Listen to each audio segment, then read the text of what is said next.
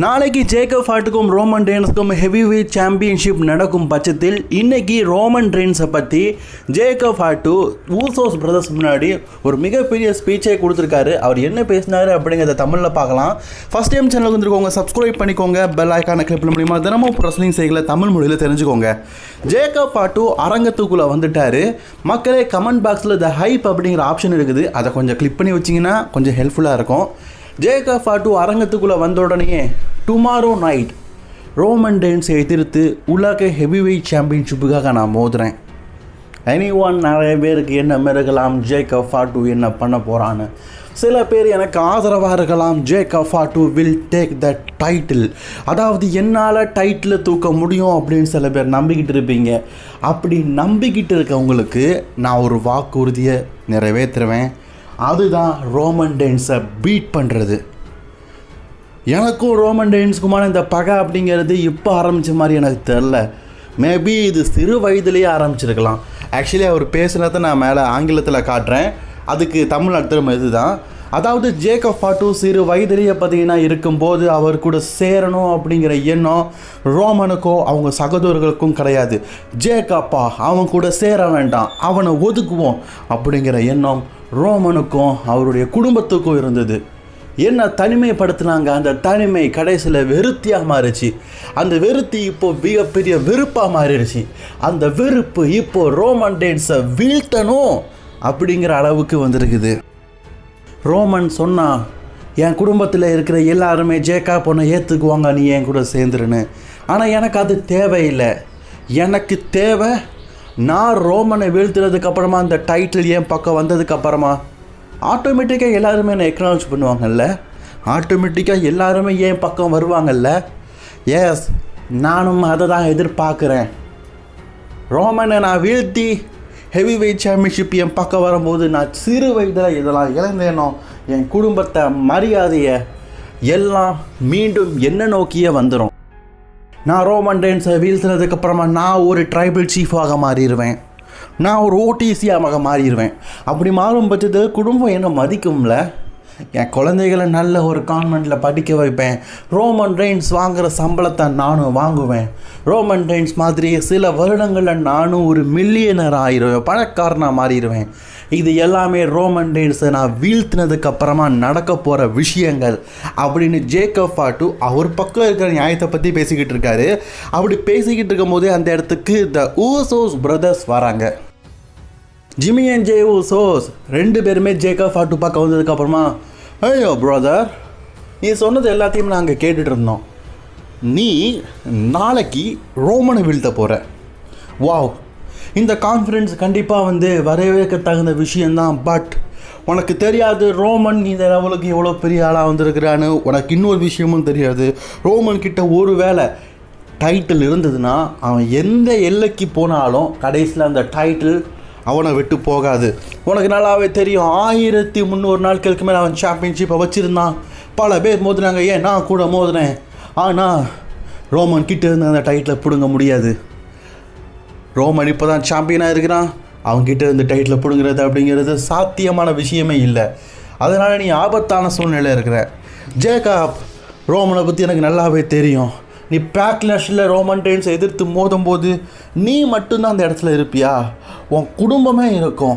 அந்த குடும்பமே நீ சண்டை போடுறதை பார்த்துட்டு இருக்கோம். இது ஆக்சுவலி நல்ல உணர்ச்சி பொங்குற ஒரு விஷயம். அதை நான் சப்டேட்டில் கொடுக்குறேன்.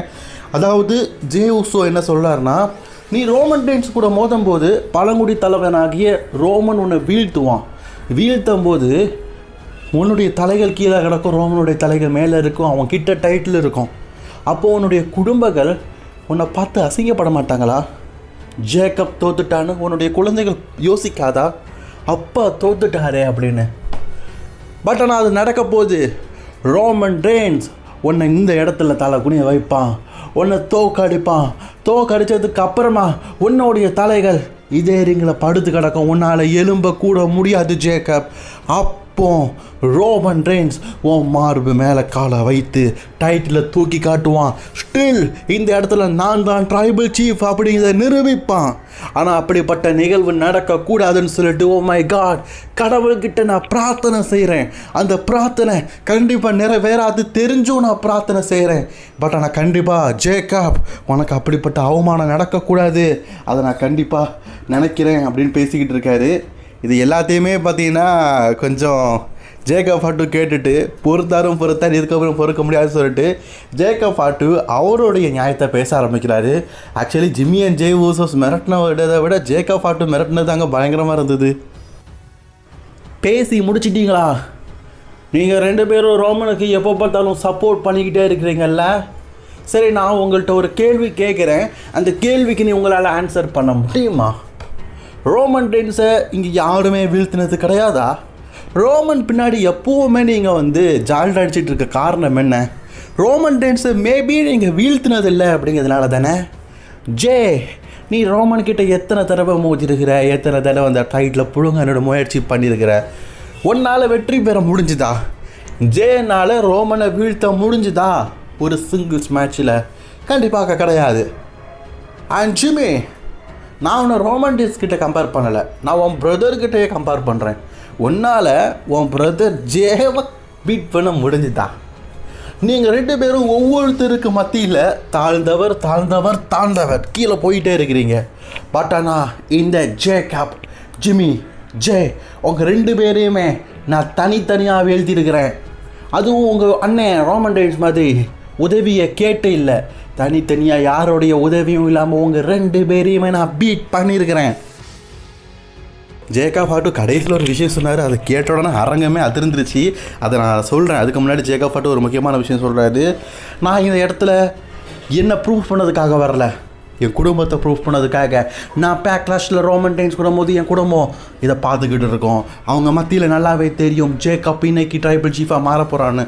அப்படி ட்ரைபல் சீஃபாக மாறும்போது என் கையில் உலக மாலையும் டைட்டிலும் என் கையில் இருக்கும். அப்போ ரோமன் ரெயின்ஸ் நீங்கள் சொன்னீங்களே, எப்படி அவனோட கைகள் உயர்ந்திருக்கும், நான் கீழே படுத்திருப்பேன், என் மார்பு மேலே ரோமன் ரெயின்ஸ் காலை எடுத்து வச்சுருப்பான்னு.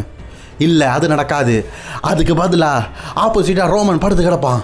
அவனுடைய மார்பில் நான் என் காலை எடுத்து வைப்பேன், டைட்டில் மேலே தூக்கி காட்டுவேன், எறாமி ஃபாட்டு அப்படிங்கிறத நிரூபிப்பேன் அப்படின்னு சொல்லிட்டு அந்த இடத்த விட்டு போகும்போது அகெயின் பார்த்தீங்கன்னா ஒரு வார்னிங்கை ஊசோஸுக்கு போடுறாரு. சத்தியமாக நான் எதிர்பார்க்கவே இல்லை. அதை நான் சப்டைட்டிலாகவும் போடுறேன். எப்போவுமே நீங்கள் உங்கள் பிரதருக்கு கீழே தானே இருக்கணும்னு நினைப்பீங்க.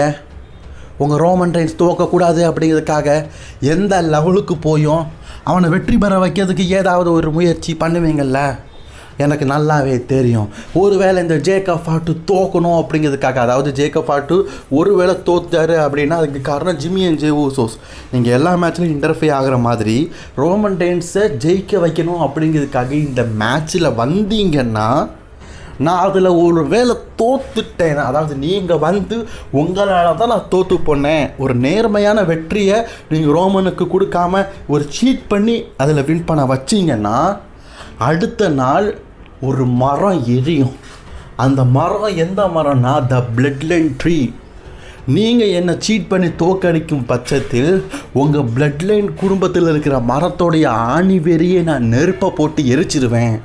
அதுக்கப்புறமா எக்காரத்தை கொண்டும் என்றைக்குமே தழுக்காது அந்த பிளட் லைன் அப்படின்னு சொல்லிட்டு போயிருக்கிறாருங்க. அதாவது நீ சீட் பண்ண உன் குடும்பத்தையே எரிச்சிருவேன் அப்படின்னு பேசியிருக்கிறாரு. ஸோ நாளைக்கு என்ன நடக்குது அப்படிங்கிறத வெயிட் பண்ணி பார்க்கலாம். தொடர்ந்து இணைந்திருங்கள் ரெஸ்லிங் கிங் தமிழுடன்.